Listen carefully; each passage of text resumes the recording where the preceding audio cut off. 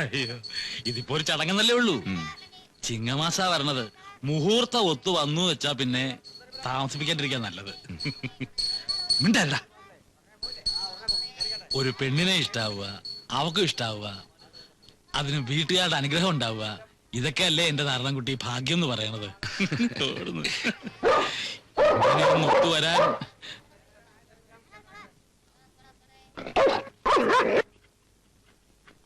പോലീസും പട്ടിയൊക്കെ എത്തിയെന്ന് കേട്ടു. എന്താ കുമ്പിട്ട?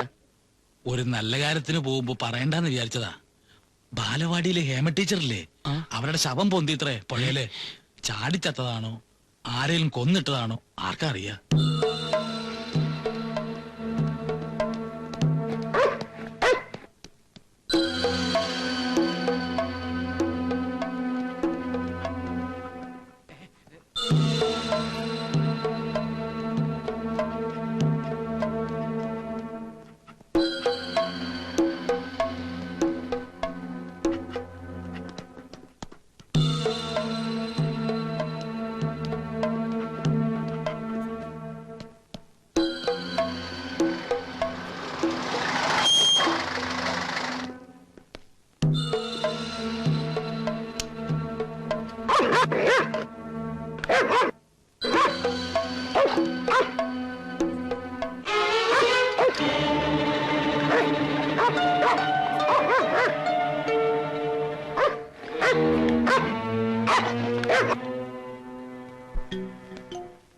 എടോ നീ വന്നേ.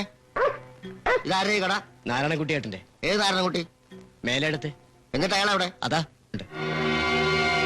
എടോ ഇങ്ങോട്ട് വന്നേ.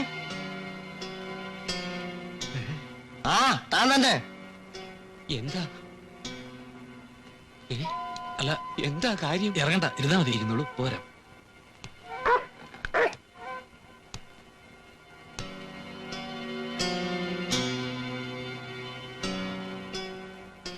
എന്ത് ചോദിച്ചാലും ഒന്നും അറിയില്ലെന്ന് പറഞ്ഞാൽ മതി.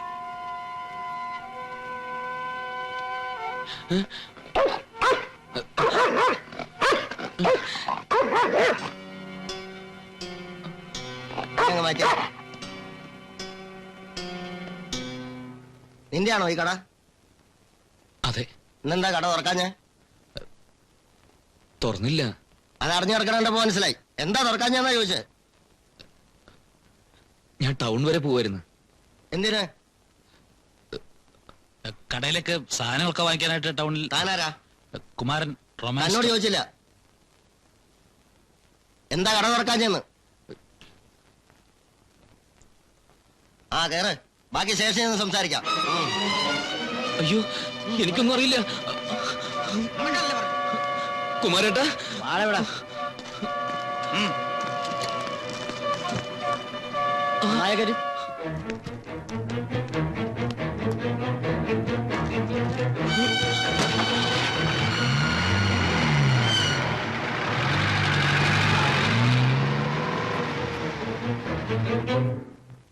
ഇതാരുടെ സാരിയാണെന്ന് അറിയോ? അറിയില്ല സർ. അറിയില്ല? ഇതിനു മുമ്പ് ഇത് കണ്ടിട്ടേ ഇല്ല? ഇല്ല. ഇതോ? അറിയില്ല. അറിയില്ല. ഇത് കണ്ടിട്ടുണ്ടോ? ഇല്ല സർ. ഇല്ല. ഇതും അറിയില്ല? ഇല്ല സർ.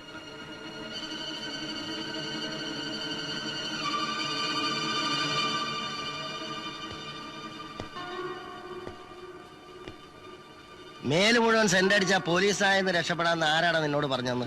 അത് അധികം വെറുതെ അടിച്ച. ഇന്നെന്താ നീ പീടി തുറക്കാഞ്ഞേ? ഞാൻ ആ സ്ഥലം വരെ പോവായിരുന്നു. ഏത് സ്ഥലം? സാധനങ്ങൾ എടുക്കാൻ ടൗണിലേക്ക്. ഒന്നതിന് ശേഷം വെള്ളത്തിൽ കെട്ടിത്താത്ത നിന്നെ ആരാടാ സഹായിച്ചത്? കൊന്നോ? ആര്?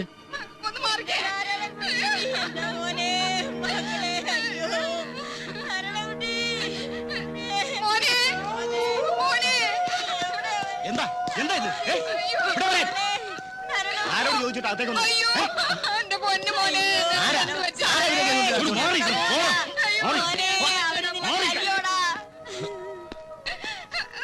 ഒരു ഉറുമ്പിനെ പോലും നോവിച്ചിട്ടില്ലാത്ത ഞങ്ങളുടെ മോനെ എന്ത് തെറ്റാ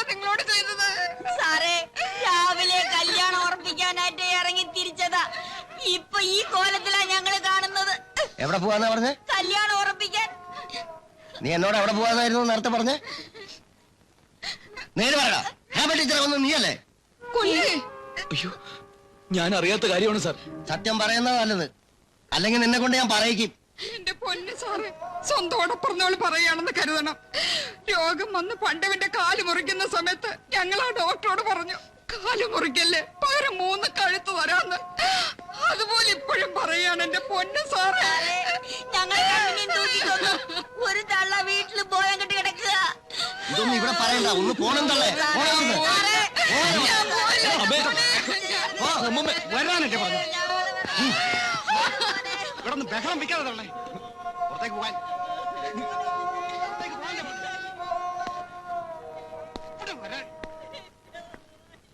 അപ്പൊ നീയല്ല കൊന്നത്? അല്ല സാർ. ആ, ഞങ്ങള് കണ്ടുപിടിച്ചോളാം.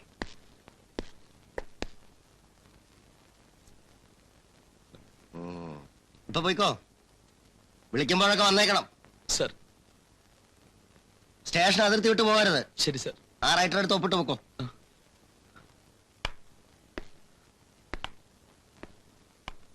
ഒഴിവായെന്ന് കരുതണ്ട.